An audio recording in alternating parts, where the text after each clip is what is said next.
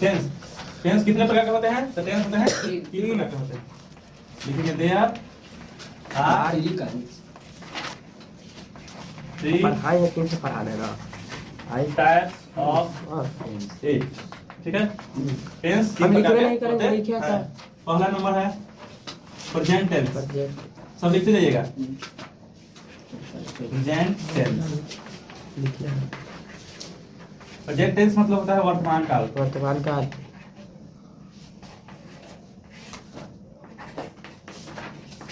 वर्तमान काल। दूसरा नंबर है past tense. Past tense, past tense यानी कि भूतकाल। भूतकाल काल। तीसरा नंबर है फ्यूचर टेंस। फ्यूचर टेंस यानी कि भविष्य काल। भविष्य काल। काल। ठीक है, प्रत्येक सबसे पहले आते हैं, देखिए सभी का जो है ना, चारों का जो तीनों जो है, जो टाइप है टेंस का, सबका क्या होता है? 4 टाइप होता है। इसका 4 टाइप होता है, इसका भी 4 टाइप होता है, इसका भी 4 टाइप होता है। ठीक है, यानी 4 प्रकार का ये होता है, 4 प्रकार का ये होता है, 4 प्रकार का ये होता है। टोटल मिलाकर 12 टेंस पढ़ना है ना? यानी टेंस में कितने प्रकार पढ़ना है? 12 प्रकार के। तो सबसे पहले हम लोग पढ़ते हैं पहला नंबर प्रेजेंट टेंस। तो हेडिंग दीजिएगा, लिखिएगा present tense. Simple continuous perfect. Present tense लिखकर लिखिएगा हेडिंग देकर वर्तमान काल। सबसे पहले हम लोग स्टार्ट करें। प्रेजेंट टेंस में क्या होता है जी? जो भी हम लोग अभी काम कर रहे हैं, है ना, जो भी अभी काम हो रहा है वह सब क्या कहलाएगा? प्रेजेंट में आएगा, है ना, जो भी अभी काम हो रहा है। पास्ट टेंस में क्या आएगा? भूतकाल, यानी जो काम हो चुका है, जो बीत चुका है, जो बीत चुका है वो क्या कहलाएगा? भूतकाल। और फ्यूचर टेंस जो आने वाला समय को, है ना, जो आने वाला समय है उसे क्या कहेंगे? फ्यूचर काल कहेंगे। फ्यूचर टेंस है भविष्य काल है। ठीक है, पहले आते हैं प्रेजेंट टेंस वर्तमान काल के। ठीक है, इसका लिखिएगा there are 4 types of it. There are 4 types of, there are 4 types of it. ठीक है, कौन कौन है जी? सबसे पहला हमारा है present indefinite tense.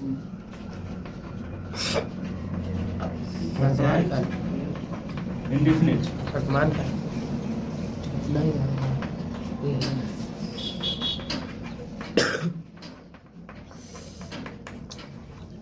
Present indefinite tense. दूसरा नंबर हमारा है present continuous tense. Present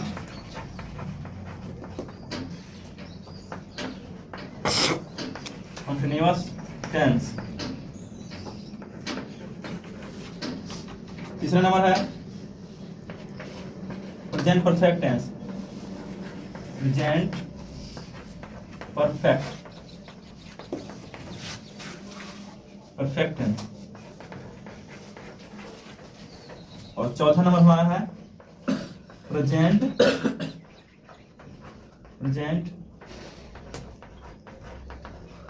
perfect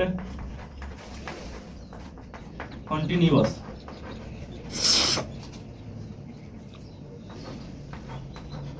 continuous tense. ये हमारा 4 टाइप का है। अब हम सबसे पहले पढ़ेंगे, हम लोग पहला पढ़ेंगे प्रेजेंट टेंस, प्रेजेंट इंडेफिनिट में पढ़ेंगे प्रेजेंट टेंस में पढ़ेंगे प्रेजेंट इंडेफिनिट के बारे में पढ़ेंगे। ठीक है, सब नोट कर लिए हैं? कर लो नोट, जल्दी करो।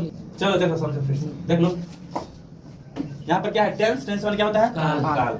क्या है? टेंस कितने प्रकार के होते हैं? There are 3 types of it, है ना। इसके मुख्यतः 3 भाग होते हैं। 3 प्रकार के होते हैं। कौन कौन होते हैं? हो गया पहला प्रेजेंट टेंस वर्तमान काल, पास्ट टेंस यानी भूतकाल, और फ्यूचर टेंस यानी भविष्य काल। अगला हमारा है सबसे पहले हमारा है प्रेजेंट टेंस। तो सबसे पहले पढ़ेंगे प्रेजेंट टेंस के चारों भेदों को, फिर उसके बाद पढ़ेंगे पास्ट टेंस के, उसके बाद पढ़ेंगे फ्यूचर टेंस के। तो सबसे पहले यहाँ पर हेडिंग दी है 1 नंबर प्रेजेंट टेंस वर्तमान काल। प्रेजेंट टेंस कितने प्रकार होते हैं? तो there are 4 types of it. इसके मुख्यतः 4 प्रकार होते हैं। कौन कौन होते हैं? पहला हमारा प्रेजेंट इंडेफिनिट टेंस हो गया, दूसरा है प्रेजेंट कंटीन्यूअस टेंस हो गया, तीसरा प्रेजेंट परफेक्ट टेंस हो गया, और चौथा हो गया प्रेजेंट परफेक्ट कंटीन्यूअस टेंस हो गया। ठीक है, अब सबको हेडिंग दीजिएगा प्रेजेंट इंडेफिनिट टेंस। ठीक है, इरेज कर दें। Yes.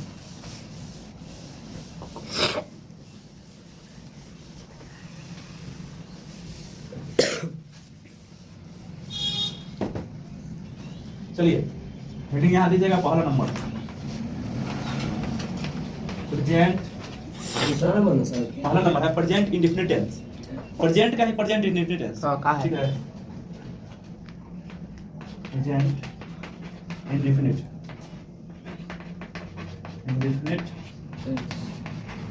Present indefinite tense.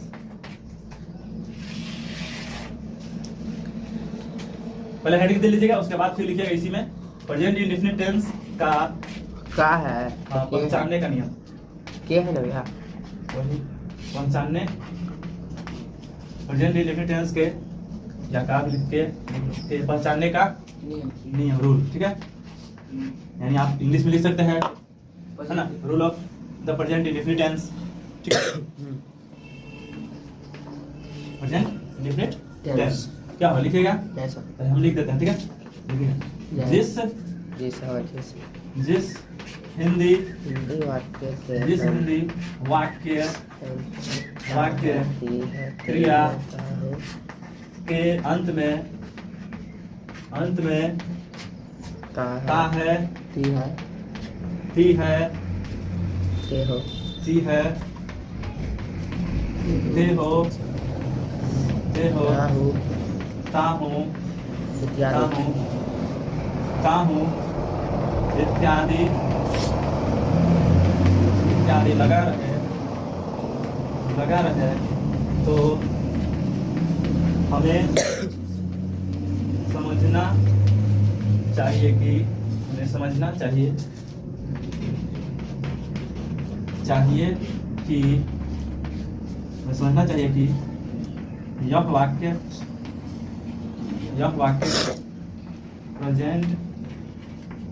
Present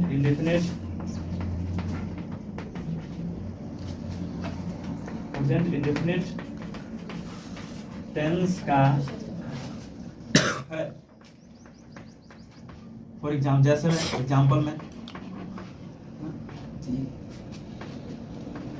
example के रूप में देखिएगा, जैसे मैं पढ़ाता हूँ,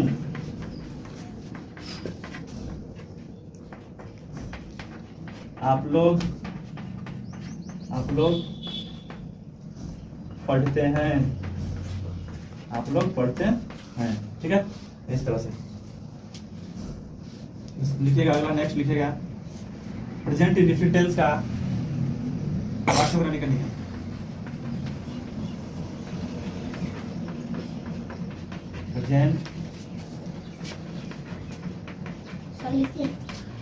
प्रेजेंट इंडेफिनिट टेंस का वाक्य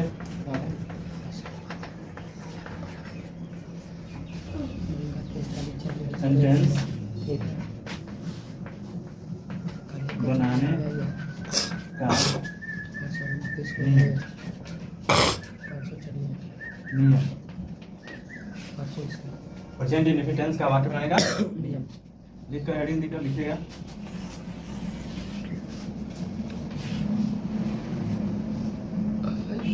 I V U they colloidal number के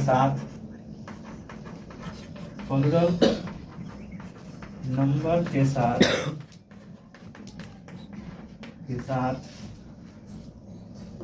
एस या डी एस का प्रयोग नहीं किया जाता है, तथा he she it name singular number के साथ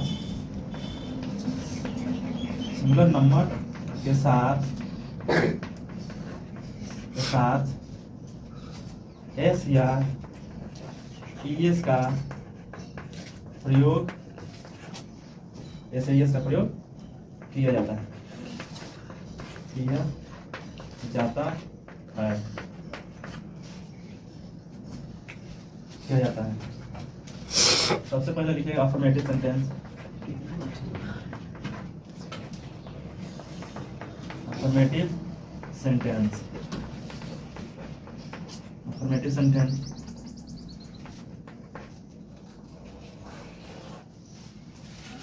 इसका रूल होता है सब्जेक्ट प्लस V1 या V5 प्लस ऑब्जेक्ट, ठीक है। और नीचे में लिखना है फॉर एग्जाम्पल, ठीक है। सब नोट्स कीजिए, उसके बाद बताते हैं।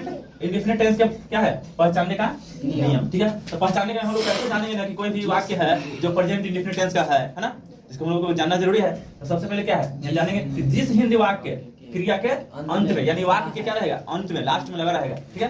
बोलना है क्रिया के अंत में क्या रहेगा, ता है, ती है, ते हो, ता हो। अगर ये सब जहां दिख जाए वाक्य के लास्ट में, तो देखते ही हमको समझ जाना चाहिए यह जो सेंटेंस है यह कौन से टेंस से है।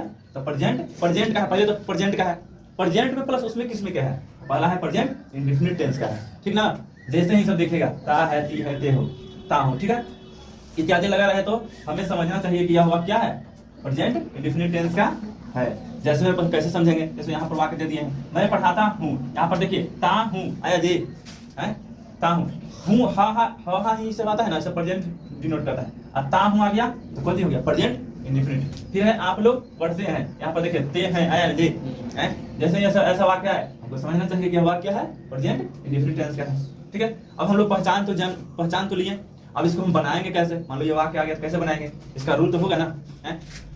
तो प्रेजेंट इंडेफिनिट टेंस का वाक्य बनाने का नियम यहाँ पर देखिए लिख दिए हैं। प्रेजेंट इंडेफिनिट टेंस का वाक्य यानी सेंटेंस बनाने का नियम, रूल क्या है इसका, देखिए आई, वी, यू, दे और प्लूरल नंबर, यानी ये सब दिख जाए, आई दिख जाए, आई मतलब मैं होता है, वी माने हम लोग, दे वी माने आप या तुम या आप लोग, है ना, या तुम लोग, दे माने क्या होता है, वे लोग, है ना, और प्लूरल माने और बहुवचन अगर आ जाए, है ना, प्लूरल नंबर, है ना, एक से अधिक अगर डिनोट हो रहा है तो उसके साथ क्या करेंगे, एस या यस का प्रयोग नहीं किया जाता है ना। ये सब अगर I, we, you, they plural number, इस सब के साथ एस या यस का प्रयोग नहीं करेंगे।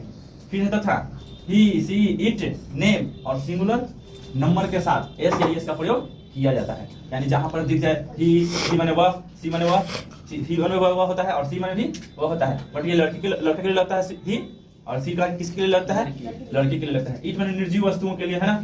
नेम मतलब बहुत सारा नाम आ गया, जितना भी नाम है सब आ गया नेम में, और जितना भी सिंगुलर नंबर आएगा सबके साथ एस या यस का प्रयोग करेंगे, ठीक है। अब इसमें भी आता है, बहुत टाइप के आता है, अफर्मेटिव सेंटेंस रहता है, निगेटिव सेंटेंस रहता है, फिर आता है इंटरोगेटिव यस नो क्वेश्चन आता है, फिर इंटरोगेटिव WH वर्ड आता है ना। तो इसमें भी 4 प्रकार का सेंटेंस आता है, कितने प्रकार के, इसमें भी वाक्य आएगा, मतलब सेंटेंस बनाने के लिए आएगा ट्रांसलेशन, इसमें भी 4 तरह से आएगा, कितने तरह से, 4 तरह से। तो सबसे पहले हमारा अफर्मेटिव सेंटेंस क्या है, अफर्मेटिव सेंटेंस। अफर्मेटिव सेंटेंस मतलब क्या होता है जी, जिसमें क्या, क्यों, कैसे, नहीं लगा रहा, इसमें कुछ भी नहीं रहेगा, मतलब तुम सिंपल वाक्य रहेगा, ठीक है। हाँ, सिंपल मतलब जैसे कि मैं खाता हूँ, मैं पढ़ता हूँ, है ना, आप लोग पढ़ते हैं, इसमें क्या, क्यों, कैसे आ रहा है, नहीं भी आया, नहीं आ रहा है। तो अफर्मेटिव सेंटेंस का भी यहाँ रूल होता है, क्या होता है, सब्जेक्ट प्लस V1 या V5 प्लस ऑब्जेक्ट, ठीक है। ये रूल है, याद रखिए, यानी इसी रूल पर यह सेंटेंस बनेगा।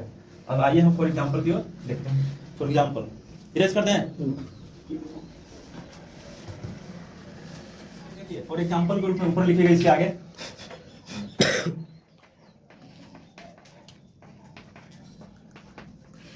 फॉर एग्जाम्पल क्या था पहला जी, मैं पढ़ाता हूँ, था ना, मैं पढ़ाता हूँ।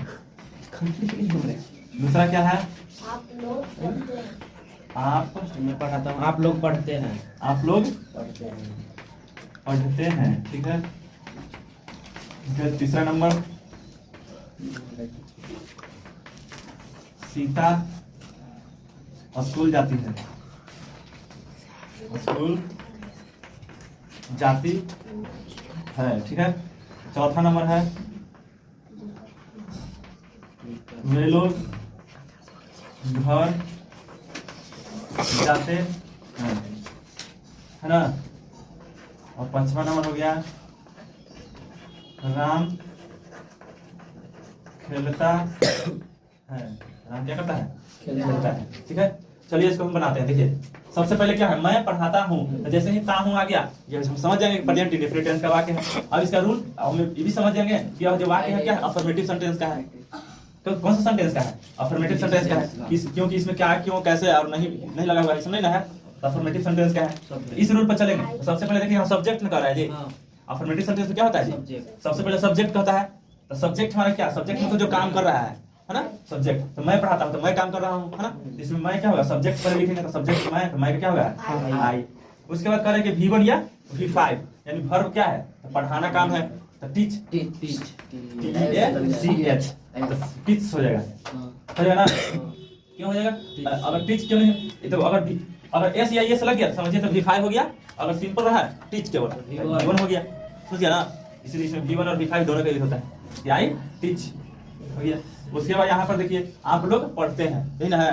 तो आप लोग यहाँ पर क्या है, सब्जेक्ट पहला हमारा क्या, आप लोग हैं। आप लोग क्या होता है, यू। उसके बाद V1 या V5 प्लस ऑब्जेक्ट। ऑब्जेक्ट मतलब जो लास्ट में जो भी बचता है ना, सब लिखा जाता है। तो आप लोग पढ़ते हैं, तो पढ़ने में यहाँ क्या है, पढ़ना, रीड, रीड। इसमें तो ऐसे नहीं लगेगा, क्योंकि IVU के साथ केवल लगता है, ही सी इट नेम के साथ IVU के साथ नहीं लगता है, और ही सी इट नेम के साथ ऐसे यस लगता है। यहाँ क्या है, IVU ना आ गया जी, इसके साथ नहीं लगेगा ऐसे यस, नहीं लगेगा। यू रीड मतलब तुम पढ़ोगे। हाँ, यू रीड तुम पढ़ते हो, टेंस का है, टेंस का है। फिर यहाँ पर देखो सीता, सब्जेक्ट हमारा क्या है, सीता। तो सीता हो गया, सीता। उसके बाद V1 या V5 प्लस ऑब्जेक्ट। हमारा V1 क्या है, वर्ब क्या है, जाना ना। क्रिया क्या हो रहा है, काम क्या हो रहा है, जाने का काम हो रहा है। तो सीता क्या हो रही, गो टू, बट वर्ब में ही लगता है V5। तो सीता क्या है, नाम है ना, तो नाम के साथ क्या लगेगा, एस या एस लगेगा। ठीक है, तो सीता गोज हो जाएगा, सीता गोज टू कहाँ। ऑब्जेक्ट हमारा क्या है, स्कूल। ऑब्जेक्ट स्कूल लिख देंगे, CH स्कूल। समझ में आया जी, समझ में आ रहा है। तीसरा नंबर, चौथा नंबर देखिए, वे लोग घर जाते हैं, तो वे लोग क्या है, दे। तो वे लोग के साथ क्या लगेगा, एस या एस लगेगा कि नहीं लगेगा, नहीं लगेगा। क्यों, एस या एस किसके साथ लगेगा, ही सी इट नेम के साथ, बाकी सब साथ नहीं लगेगा। तो दे, यहाँ पर हमारा जाना काम हो रहा है, गो। जाने की स्थिति में क्या लगता है, टू। दे गो टू, हमारा ऑब्जेक्ट क्या है, हाउस। हाउस या होम, हो गया जी। पांचवा नंबर हमारा है, राम खेलता है। राम क्या होगा, प्ले, प्लेज ना, यस लगेगा, तो राम नाम आ गया है, इसलिए हो गया राम प्लेज। यस कर दे, चलो देखो।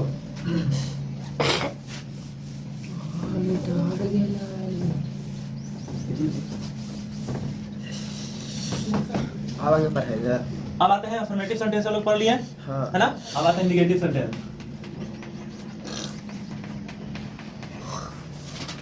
निगेटिव सेंटेंस,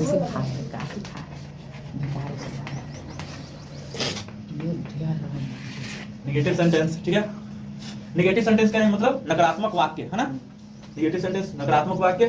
नकारात्मक वाक्य में देखिए इसका रूल क्या होता है, रूल नहीं, सबसे पहले लिखिए, उसके बाद रूल लिखवाएंगे। IVU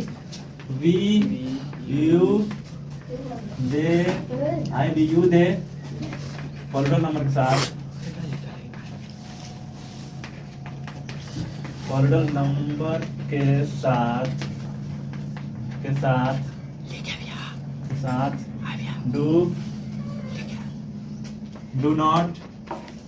डू नॉट का यूज किया जाता है, ठीक है, यूज किया जाता है तथा he से it name, he से it name สุดยังน่ารักทำท่าหลังค่ะ आ जाओ यार, हमरा भी। सिंगुलर नंबर के साथ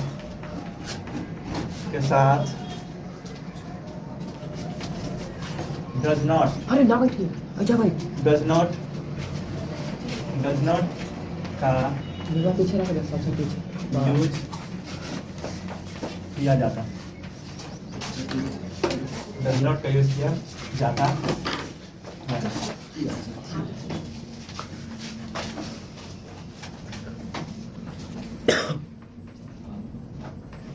नेगेटिव सेंटेंस लिखिए, इसका रूल लिखिए। नेगेटिव सेंटेंस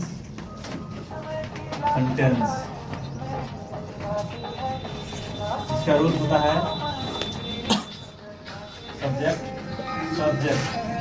सब्जेक्ट हाँ प्लस 8-15 डू या does plus not plus given plus object. इसका रूल होता है सब्जेक्ट प्लस डू या does plus not plus given plus object. For example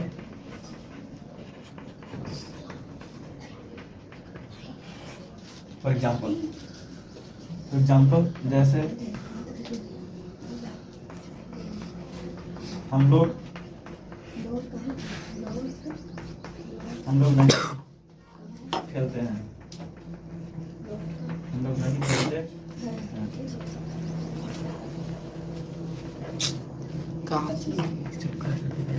Ram नहीं पढ़ता है,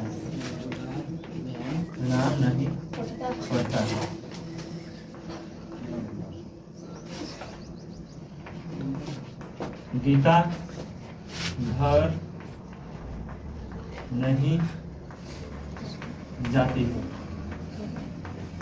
नहीं जाती है, ठीक है।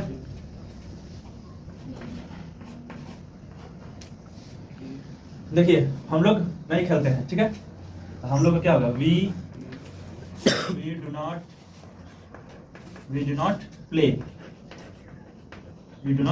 प्ले हो जाएगा।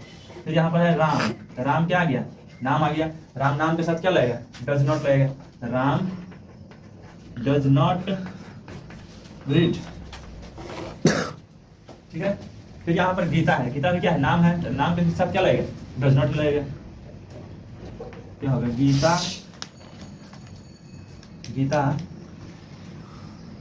डज नॉट लिखा दे Does not go to school, go to house, go to a school and house है, house कर गए हैं। हाँ आइए पहले समझा देते हैं।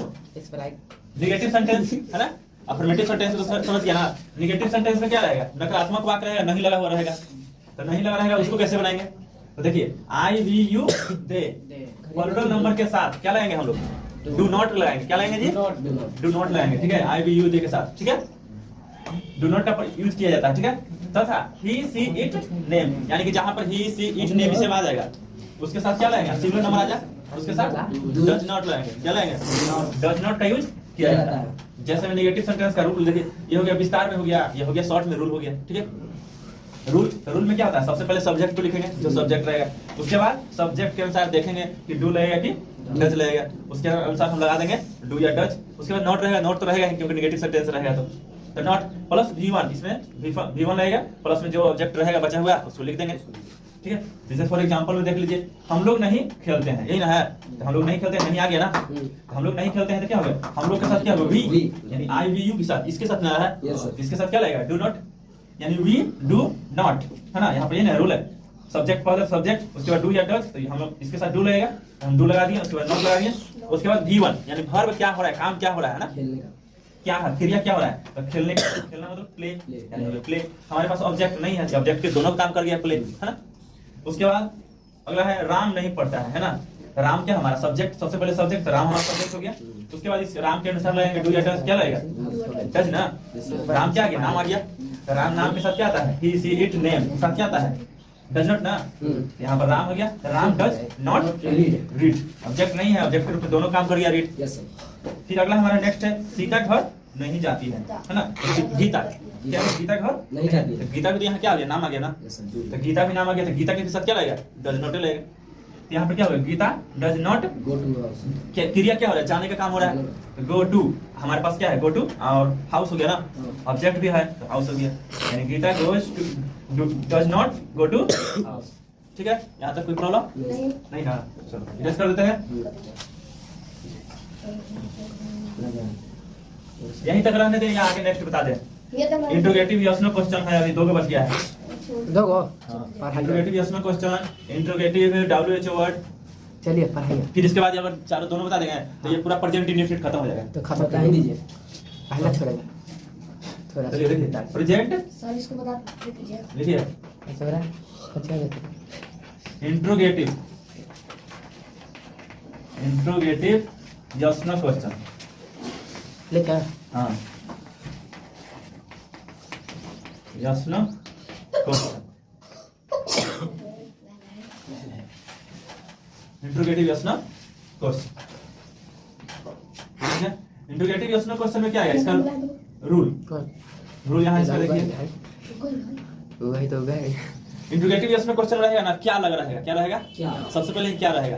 रूल होता है, इसको हम विस्तार में लिखेंगे। तो सबसे पहले लिख देंगे डू या डज, डू या डज, प्लस में लिखेंगे, उसके बाद सब्जेक्ट लिखेंगे। ठीक है, सब्जेक्ट हो गया। उसके बाद हम लिखेंगे नॉट, अगर रहेगा तो नॉट, हाँ अगर नॉट रहेगा तो नॉट लिखेंगे, नहीं तो सब कुछ नहीं, बुझा दो नहीं। तो एक समान होता। उसके बाद लिखेंगे V1, उसके बाद लिखेंगे, चलिए फॉर एग्जाम्पल पर देखिए, फॉर एग्जाम्पल में जैसे में पहला नंबर है, क्या राम पढ़ता है, क्या नाम पढ़ता है, क्वेश्चन मार्क लगा देना है, इसमें भी क्वेश्चन होगा प्लस क्वेश्चन मार्क, क्योंकि यहाँ पर क्या है, क्वेश्चन पूछने का क्या हो रहा है। क्या राम पढ़ता है, दूसरा नंबर है, क्या वे लोग स्कूल जाते हैं, स्कूल जाते हैं। अगला है, क्या हम लोग नहीं पढ़ते हैं, क्या हम लोग नहीं पढ़ते हैं। चौथा नंबर आ गया, क्या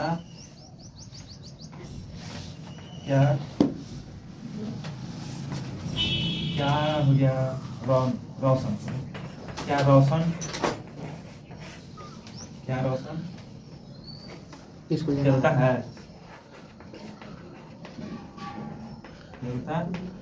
है, चलो इतना ही होगा। चलिए देखिए बताते हैं। सबसे पहले यहाँ पर क्या है, इसके रूल, इसी रूल के अनुसार ही हम लोग क्या देखेंगे। सबसे पहले क्या है यहाँ पर, क्या राम पढ़ता है। तो सबसे पहले यहाँ हम लिखेंगे डू या डज, पहले ही दिखाए है ना। तो डू या डज किसके अनुसार लिखेंगे, देखेंगे एक सब्जेक्ट के अनुसार।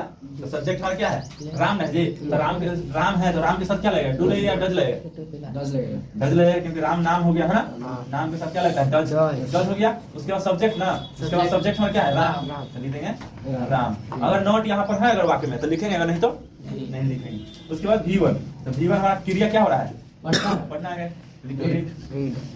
क्वेश्चन मार्क लगा देंगे। ठीक है, अगला हमारा है, क्या वे लोग स्कूल जाते हैं। तो यहाँ पर सबसे पहले डू या डज, यहाँ पर क्या है, सब्जेक्ट क्या है, वे लोग है, तो वे लोग के अनुसार क्या लगेगा, डू लगेगा या डज लगेगा, डू लगेगा। ठीक है, तो डू, उसके बाद दे, सब्जेक्ट ना, उसके बाद नॉट नहीं है तो नहीं लगाएंगे। उसके बाद वर्ब, यानी क्रिया जाने का काम हो रहा है, गो टू, क्या होगा, स्कूल, क्वेश्चन मार्क हो गया। फिर अगला है नेक्स्ट है, क्या हम लोग नहीं पढ़ते हैं जी, क्या हम लोग नहीं पढ़ते हैं। तो क्या के पहले हम लोग के अनुसार लगाएंगे डू या डज, यहाँ क्या लगेगा, डू लगेगा। तो डू बी सब्जेक्ट हो गया। उसके बाद नॉट ना, नॉट इसमें है तो नॉट लगा देंगे, नॉट। उसके बाद वर्ब, पढ़ना है काम, रीड। उसके बाद ऑब्जेक्ट नहीं है तो ऑब्जेक्ट, दोनों पे काम कर गया, रीड हो गया, क्वेश्चन मार्क। अगला हमारा है, क्या रौनक खेलता है। तो रौनक नाम आ गया ना, रोशन नाम आ गया, तो नाम के साथ क्या लगेगा, डज, डज रोशन है ना, डज रोशन प्ले। ठीक है, बता दीजिए।